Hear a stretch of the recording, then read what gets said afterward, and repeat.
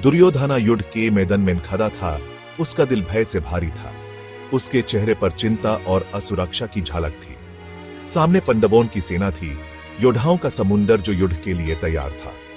हर सिपाही अपने जीत के लिए प्रतिज्ञा ले रहा था। हर एक सिपाही, हर एक रात, हर एक हाथी उसके लक्ष्य, उसके राजगढ़ी के दावे के लिए खतरा था। यह युद्ध उसके जीवन का सबसे बड़ा चुनौती बन गया था। उसने अपने भाइयों को कम आंका, उन्हें कमजोर और महत्वपूर्ण नहीं समझा। लेकिन अब उसकी सोच बदल रही थी। अब यूस अपनी नादानी दिख रही थी। उसके मन में पछतावा था, जो उसके चेहरे पर साफ दिख रहा था। पांडवों की सेना सिर्फ कुछ नाराज विद्रोहियों का झुंड नहीं थी। यह एक संगठित और प्रबल सेना थी। वो एक दमदार शक्ति थी, जिसका नेतृत्व देश के कुछ सबसे कुशल और निर्भीक योद्धा कर रहे थे। यह युद्ध अब एक महान युद्ध बन गया था। पांडवों की सेना का नेतृत्व खुद 5 भाई कर रहे थे।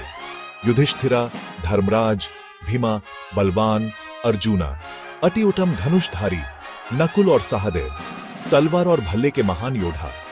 लेकिन उनकी ताकत सिर्फ उनके अपने हुनर में नहीं थी, बल्कि उनके साथियों में भी थी। धृष्टद्युम्न, उनके साला, एक अनुभवी सेनापति, उनके साथ रणनीति बनाते थे और युद्ध की तैयारी करते थे।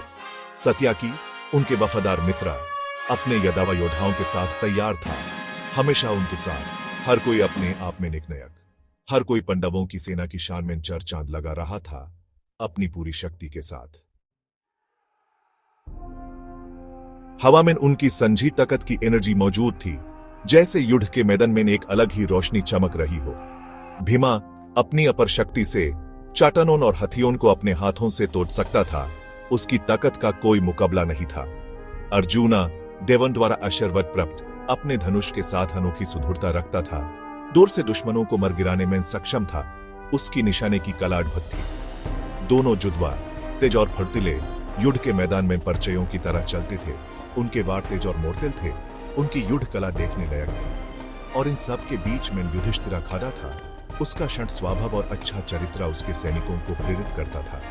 उसकी नेतृत्व की क्षमता सबसे अलग थी। दुर्योधना की रीढ़ की हड्डी में एक ठंडक सी दौड़ गई जब उसने पांडवों की सेना के चेहरों पर बने हुए हौसले और दृढ़ निश्चय को देखा।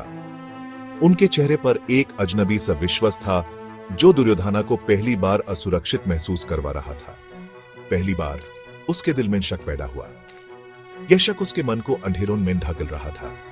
उसने इस युद्ध की मांग की थी, अपनी बड़ापन पर यकीन करते हुए। उसका घमंड अब उसके लिए एक बोझ बन गया था।